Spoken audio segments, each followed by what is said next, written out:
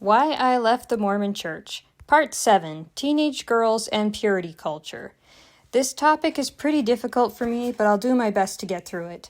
By the way, I'm going to say diddle instead of because then I don't have to bleep it out.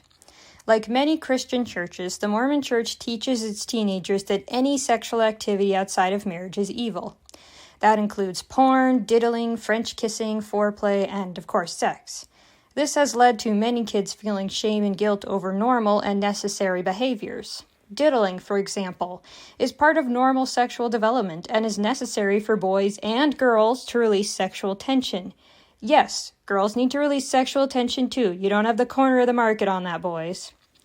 Vilifying it only teaches kids to feel shame about sex in general and their bodies. This especially affects girls since they get way more lessons about sexual purity than boys do.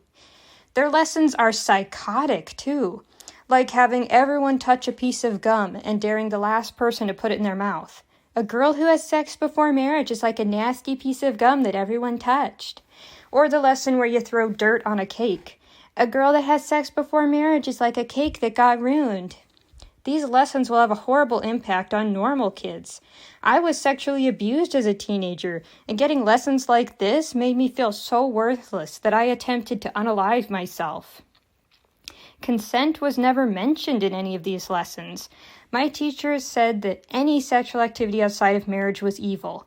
They never said whether or not it was your choice, and it never occurred to them that one of their good little Christian girls could be the victim of abuse.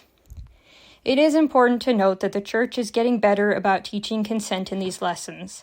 They also have said that diddling is no longer a sin. But these changes were made in the last 5 years. I was a teenager from 2004 to 2011. They should have stopped teaching such harsh sexual purity in the 1970s when the women's movement happened. I am both disappointed and disgusted with how the Mormon Church has taught its youth about sex. My daughter is not a teenager yet, but when she is, I will not allow her to receive purity lessons from this or any church for that matter. She deserves to be able to develop normally and with joy.